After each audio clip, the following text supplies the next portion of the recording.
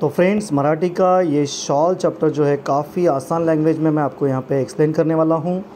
हिंदी में आपको जिस भाषा में समझ में आता है उस भाषा में मैं आपको समझाने वाला हूँ। काफ़ी इजी लैंग्वेज में ये चैप्टर रहेगा आपका।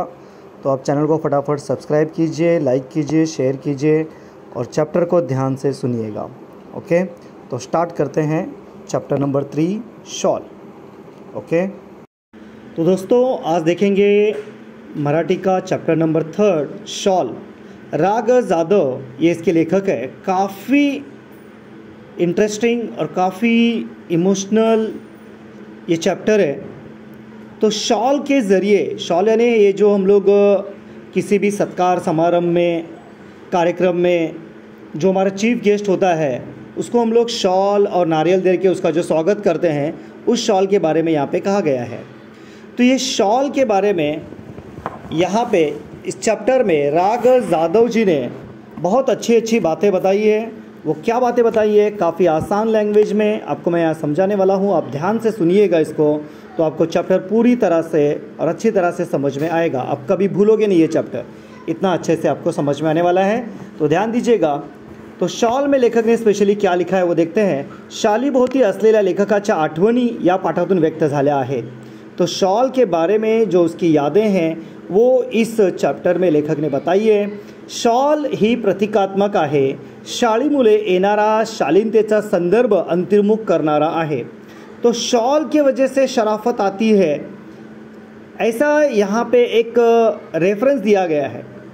ये अब सोचने की बात है, क्या सच में शॉल ओढ़ने से शराफत आती है या शराफत जाती है? शराफत होने के लिए शॉल ज़रूरी है क्या? ऑलरेडी जो इंसान शरीफ है उसको शॉल की कोई ज़रूरत नहीं होती है? ऐसे इन चैप्टर में कुछ एविडेंस बताए हैं, वो देखना है हमें। पाठातील औदार्याचे उदाहरण हे माणसाची संवेदनशीलता जपणारे आहे। वस्तूंच्या संदर्भातील आठवणींचे मोल महत्त्वाचे असते। कोई भी चीज़ के बारे में हमारी जो यादें होती हैं वो बहुत इम्पोर्टेंट होती हैं। कोणत्याही निर्जीव वस्तूशी निगडीत असलेले संदर्भ मानवी भावना तरल ठेवतात। हालांकि ये शॉल वगैरह जो है नॉन लिविंग चीज़ है ना। तो ये निर्जीव वस्तु यानी नॉन लिविंग चीज़ से हमारा जो ये रिलेशन होता है वो मानवी भावना यानी हमारे इमोशंस को जो है हमेशा जो है संभाल के रखे हुए रहता है। वस्तूशी निगडीत कोणतीही आठवण असो अथवा प्रसंग त्याचे मानवी संदर्भ सर्वाथाने महत्त्वाचे ठरतात। तो किसी भी चीज़ से जो हमारी यादें जुड़ी होती है या जो एविडेंस जुड़ा होता है वो हर तरीके से देखेंगे तो हर रेफरेंस से देखा जाए तो काफ़ी इम्पोर्टेंट होता है। अब एक्चुअल जो है पाठ को शुरुआत करते हैं। एकदा मी पु ल देशपांडे यांच्याकडे काही एक निमित्ताने गेलो होतो। एक बार जो है लेखक राग जाधव पु ल देशपांडे जी, जिन्होंने हमारा उपा चैप्टर लिखा हुआ है, चैप्टर नंबर 4। इसके पहले मैंने चैप्टर नंबर 4 लिया है क्योंकि वो कॉमेडी चैप्टर था, तो आसान भी चैप्टर था। इंटरेस्ट आप में आने के लिए मैंने वो सबसे पहले वो चैप्टर लिया हूँ। तो वो चैप्टर के जो लेखक है पु ल देशपांडे, उनके यहाँ पे राग जाधव जाते हैं। ओके, राग जाधव वहाँ पर जाते हैं कुछ काम से। काम झाल्यावर मी निघण्याच्या बेतात होतो। काम होने के बाद जो है वो निकलने की तयारी में थे। तेवढ्यात सुनीताबाईंनी मला थांबवले आणि विचारले, तुम्हाला शॉल दिली तर चालेल काय? उतने में क्या हुआ, पु ल देशपांडे जी की जो वाइफ है जिनका नाम है सुनीताबाई, नाम याद रखिएगा, उनका नाम है सुनीताबाई, उन्होंने लेखक को रुकाया और कहा कि अगर मैं तुम्हें शॉल दूँ तो चलेगा क्या? ऐसा वो लेखक को पूछती है। मी एका पायावर हो म्हटले। तो लेखक तो बहुत खुश हुए और बोले हाँ मुझे तो बहुत अच्छा लगेगा अगर आप शॉल दोगे तो। वो एक पैर पे राज़ी हो गए, यानी तुरंत राज़ी हो गए। पु ल व सुनीताबाई यांनी मला शॉल द्यावी हा मला गौरव वाटला। पु ल देशपांडे इतने बड़े लेखक और उनकी वाइफ ने मुझे शॉल देना, ये मेरे लिए बहुत ही फ़ख्र की बात, बहुत ही प्राउड फीलिंग वाली बात महसूस हुई। इसलिए मैंने तुरंत हाँ कहा। ती शॉल मी माझ्या खोलीतल्या सुटकेसमध्ये ठेवून दिली, वापरली मात्र कधीच नाही। वो शॉल मैंने अपने रूम में ले जाके रख दिया लेकिन इस्तेमाल कभी नहीं किया। उस शॉल को बड़ी हिफाजत से उन्होंने रख दिया है अपने रूम में। पुढे वाईला विश्वकोशाचा अध्यक्ष म्हणून मी गेलो। तो आगे क्या होता है कि विश्वकोश के अध्यक्ष वो चुने जाते हैं और वाई जो सातारा में एक तालुका है, सातारा डिस्ट्रिक्ट में वाई, वहाँ पे वो जाते हैं। तिथे नदी काठच्या प्राज्ञ शाळेच्या खोलीत मी राहत असे। तो वहाँ पे एक स्कूल थी, स्कूल का नाम था प्राज्ञ। वहाँ के एक रूम में वो रहते थे। खोलीच्या दक्षिणेकडील खिडक्या कृष्णा नदीच्या चिंचोळ्या प्रवाहावर होत्या। तो जहाँ पे वो रूम था उसके सदर्न साइड में एक विंडो थी। विंडो के बाहर जो है कृष्णा नदी का एक छोटा सा स्ट्रीम बहता था वहाँ से। थंडीच्या दिवसात एक बाई माझ्या खिडकीखालील घाटाच्या छोट्या तटावर तिचे छोटे मूल एका टोपलीत ठेवून मासे पकडण्याचा उद्योगात होती।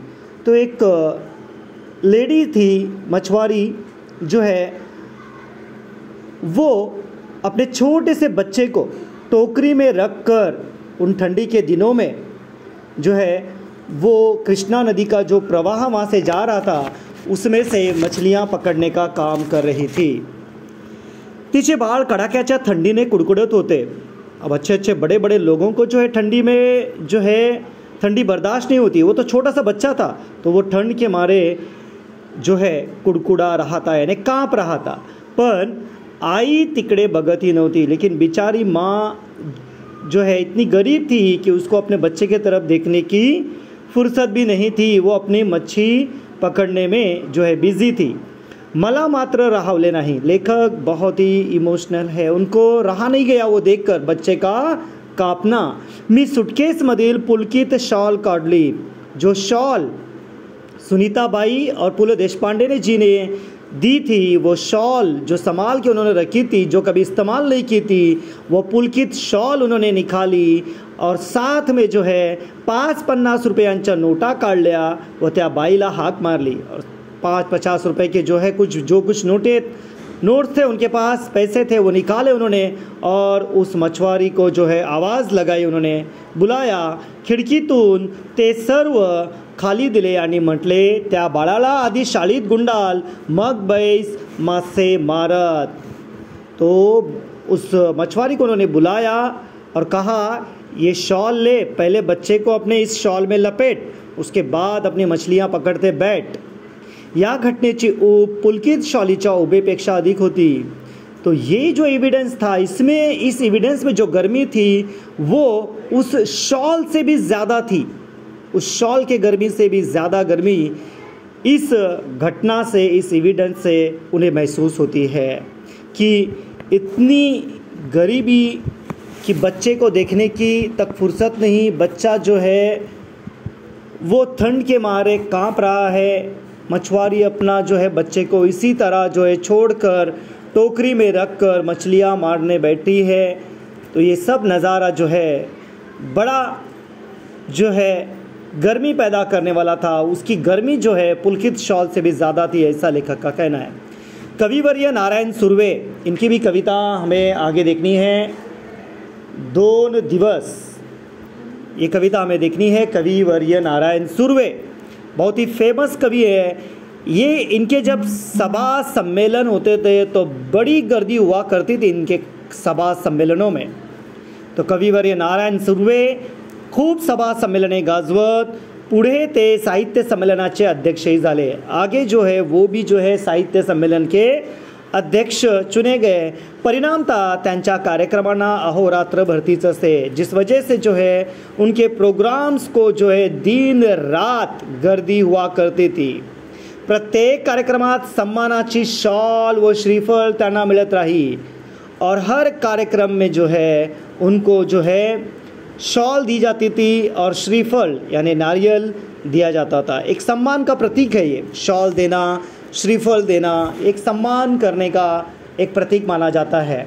एकदा ते मला म्हणाले, या शाली घेऊन मी आता शालीन बनू लागलो आहे। ये उन्होंने मजाक किया लेखक के साथ में कि क्या कहते हैं कि ये शॉल लेकर मैं अभी बहुत शरीफ बन रहा हूँ।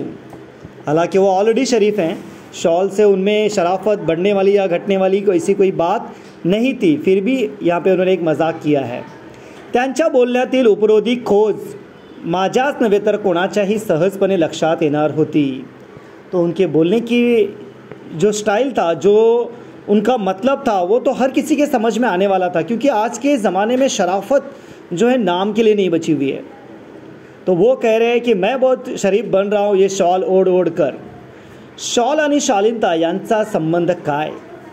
तो यहाँ पे लेखक सवाल पूछ रहे हैं कि शॉल और शराफत इसका क्या रिलेशन है? खरे तर खरीखुरी शालीनता शाली विनाच शोभते। सच मानो तो शराफत शॉल के बगैर ही अच्छी लगती है। ऐसा वो खुद ही आगे इसका जवाब भी दे रहे हैं। सुर्वे मुळातच शालीन। सुर्वे जो है यानी नारायण सुर्वे, ये पहले से ही शरीफ थे। शालींच्या वर्षावाखाली त्यांची शालीनता कधी हरवली नहीं, कधी क्षीणही झाली नहीं। तो शॉल के वजह से, शॉल के ये जो बारिश हो रही थी उनके ऊपर, यानी शॉल हर प्रोग्राम में प्रोग्राम पे प्रोग्राम आ रहे थे उनके पास।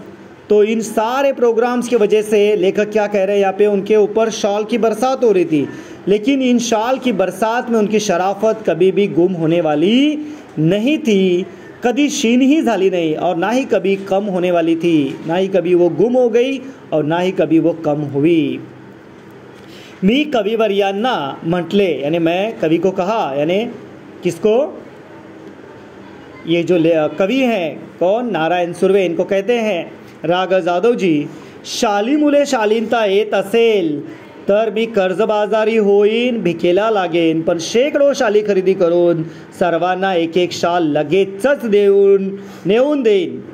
तो यहाँ पे वो भी मजाक करते हैं कि अगर शॉल से शराफत अगर आती है तो मैं तो कर्जा ले लूँगा, कर्जे में डूब जाऊंगा, यहाँ तक के भीख भी मांगना पड़े तो वो मांग लूँगा, लेकिन मैं हज़ारों करोड़ों शॉल, सैकड़ों शॉल लेकर मैं क्या करूँगा, सबको तुरंत बांट दूंगा।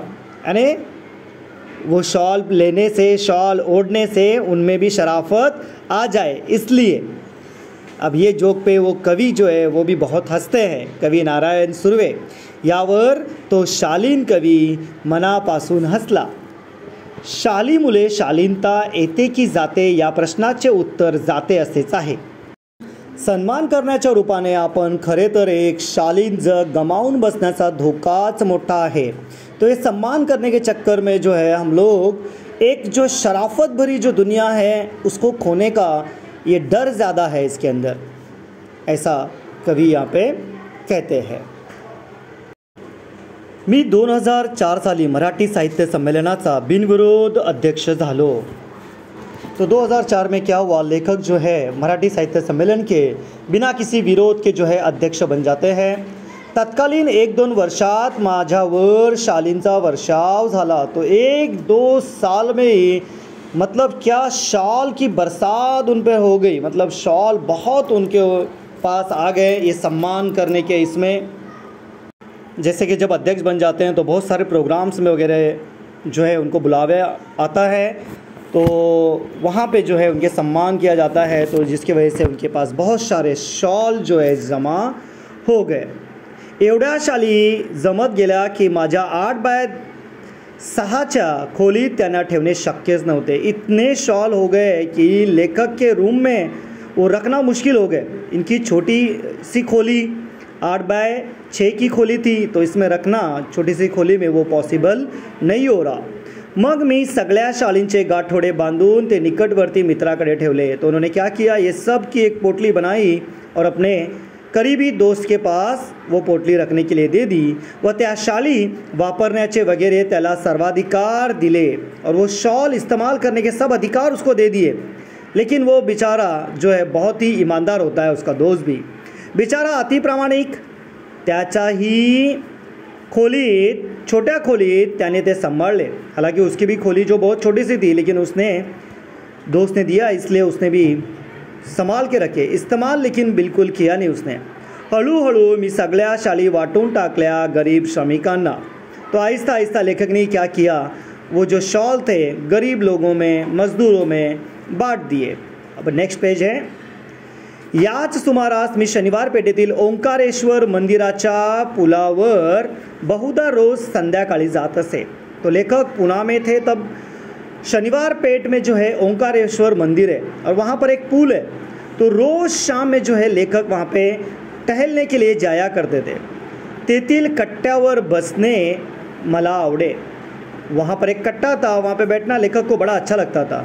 एक दिवस काय घडले की कडक थंडीच्या दिवसात एक म्हातारा अशक्त भिक्षेकरी कट्ट्याला लागूनच चिरगुडे टाकून व पांघरून कुडकुडत बसल्याचे मी पाहिले।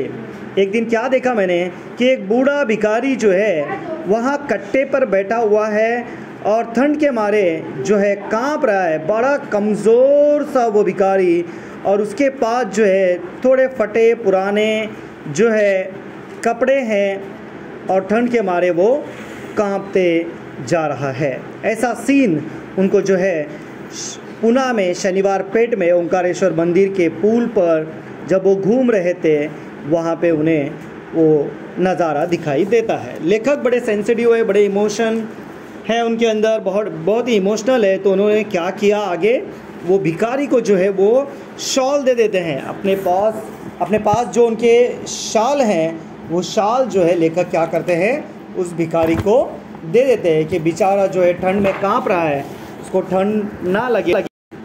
दुसऱ्या दिवशी मी 2 शॉली घेऊन ओंकारेश्वराच्या कट्ट्यावर आलो। दूसरे दिन लेखक जो है 2 शॉल लेकर उसी ओंकारेश्वर मंदिर के कट्टे पर आते हैं। तो म्हातारा होताच, तो वो बूढ़ा भिखारी वहाँ पे था ही। त्याला दोन्ही शाली दिल्या। तो उन्होंने क्या किए, वो दोनों भी शॉल उसे दे दिए।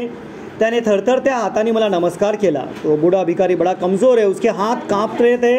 तो काँपते हुए हाथों से उसने जो है लेखक को नमस्कार किया। पुढे 4-5 दिवस मला काही कामामुळे संध्याकाळी ओंकारेश्वराला जाण्यास उसंत लाभली नाही, लेकिन अगले 4-5 दिन लेखक को वहाँ जाने का वक्त ही नहीं मिला। कुछ काम में वो बिज़ी थे, इसलिए वहाँ जा नहीं सके। त्यानंतर मी नेहमीप्रमाणे ये जा करीत राहिलो। उसके बाद वो जो है लेखक 4-5 दिनों बाद डेली रूटीन की तरह उस पुल पे आने जाने लगे। मग एकदम त्या भिक्षेकरी वृद्धाची आठवण आली। अचानक से उनको उस बूढ़े भिखारी की याद आ गई। तो नेहमीच्या ठिकाणी नव्हताच, वो जहाँ हमेशा बैठा करता था वहाँ पे वो नहीं था। तेथील पुलावर चक्कर मारावी म्हणून मी उठलो व पुलावरून चालू लागलो। तो पुल के ऊपर से उठे वो और बोले चलो चक्कर मार के आता हूँ, इसलिए वो एक राउंड मारने के लिए चले गए। पुलाच्या जवळपास मध्यावर तो भिक्षेकरी म्हातारा दिसला। जैसे वो पुल के बीचों बीच चले जाते हैं वहाँ पे वो बूढ़ा भिखारी उन्हें दिखाई देता है। मी लगबगीने त्याच्याकडे गेलो तो तुरंत उसके पास दौड़ते हुए चले जाते हैं। पाहतो तो काय, 30 चुरगुटे अंगाखाली व अंगावर तेज कुडकुडणे, तेज दिनवाने जिगणे, वही फटे पुराने कपड़े, वही फटे पुराना जो है उसके जो ब्लैंकेट बोल सकते हो आप उसको, तो वही उसने आंग पर ओढ़े हुए थे और वही कांपना, वही उसकी ज़िंदगी दिखाई दे रही थी। मी म्हटले बाबा तुम्ही मला ओळखले? तो लेखक ने पूछा कि बाबा आपने मुझे पहचाना? त्याने नकारार्थी मान हलवली। तो बूढ़ा है, वो जल्दी से पहचान नहीं पा रहा है, तो उसने गर्दन हिला के बोला कि नहीं मैंने नहीं पहचाना। मग मीच म्हटले बाबा 5-6 दिवसापूर्वी मी तुम्हाला 2 शाली दिल्या होत्या, आठवते?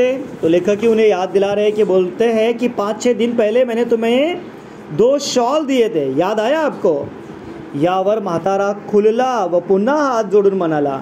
तो उसको याद आता है और वो खुल जाता है और कहता है हाथ जोड़कर लेखक से, हे भल्या मानसा तू लई मोठा, अरे भले इंसान तू बहुत बड़ा है, मैंने शाली दिल्या, मेरे को तूने शॉल दिए, पण बाबा मैं भिकाऱ्याला शाली कशा शोभतील? लेकिन बाबा मुझ जैसे भिखारी को ये शॉल कैसे जचेंगे, कैसे अच्छे लगेंगे? त्या शोभेपेक्षा पोटाची आग लई वाईट। ये शॉल के जो शोभा है, जो शान शौकत है, उससे भी ज़्यादा ये पेट की आग बहुत बुरी है। मी शाली ऐकल्या व 2-3 दिवस पोट भर जेवून घेतलं बाबा। तो उसने कबूल किया कि मैंने उस शॉल को बेच दिया और 2-3 दिन मैंने भर पेट खाना खा लिया, क्योंकि पेट की आग बहुत बुरी होती है, ऐसा वो कह रहा है। आमचं हे असलं बिकट जीणं तुझं लई उपकार हाय ते बाबा, हमारी ऐसी ज़िंदगी मुश्किल भरी होती है, वैसे भी तेरे बहुत एहसान है हम पर, ऐसा वो बूढ़ा भिकारी लेखक को कहता है। शालीची शोभा आणि ऊब व पोटाची आग आणि अन्नाची ऊब, तो एक तरफ है शॉल की शान और शौकत, दूसरे तरफ है शॉल की गर्मी, ये एक तरफ, और दूसरे तरफ है पेट की आग और खाने की आग, खाने की गर्मी, ये दूसरी तरफ। दोनों में बड़ा अंतर है, एक तरफ जो है शॉल की शोभा और उसकी ऊब, और दूसरी तरफ पेट की आग और खाने की ऊब यानी गर्मी। भुकेल्यास अन्न द्यावे, लेखक आखिर में क्या कहते हैं, जो भूखा है उसे खाना देना चाहिए। तहान लेल्यास पाणी द्यावे, जो प्यासा है उसे पानी देना चाहिए। आणि हेही जमले नाही, अगर ये भी नहीं जमता है, ये भी तुमसे नहीं होता है, तो तर अभंग्यांना सम्मानाच्या शाली तरी द्याव्यात। तो कम से कम जो बिछड़े हैं लोग हैं उनको जो है कम से कम ऐसे गौर गरीब लोगों को जो है आपको जो है कम से कम शॉल तो देना ही चाहिए, ऐसा यहाँ पे लेखक का कहना है। तो इस तरह से ये शॉल जो है काफ़ी इमोशनल भरा ये चैप्टर इस तरह से इजी लैंग्वेज में मैंने आपको समझाने की कोशिश की है। इसके मीनिंग्स तो आपको ऑलरेडी पता ही है, आपके डाइजेस्ट में भी है, और जब इसके क्वेश्चन आंसर मैं डालूँगा साथ में इसके मीनिंग भी आपको जो है मैं दूंगा, जो कि मीनिंग रहेंगे मराठी, हिंदी और इंग्लिश में। डाइजेस्ट में तो इंग्लिश में मीनिंग दिए हुए हैं, मैं आपको हिंदी में भी इसका ट्रांसलेशन देने की कोशिश करूँगा। और आपको ये वीडियो अच्छा लगा होगा तो आप ज़रूर इसको शेयर कीजिए, लाइक कीजिए और सब्सक्राइब कीजिए, ठीक है ना। और आपको कौन से चैप्टर हिंदी में आपको एक्सप्लेनेशन चाहिए ज़रूर कमेंट में बताइएगा। Okay, thank you. तो दोस्तों मिलते हैं फिर नेक्स्ट चैप्टर में एक नए स्टोरी के साथ और एक नए इवेंट्स के साथ में। ओके।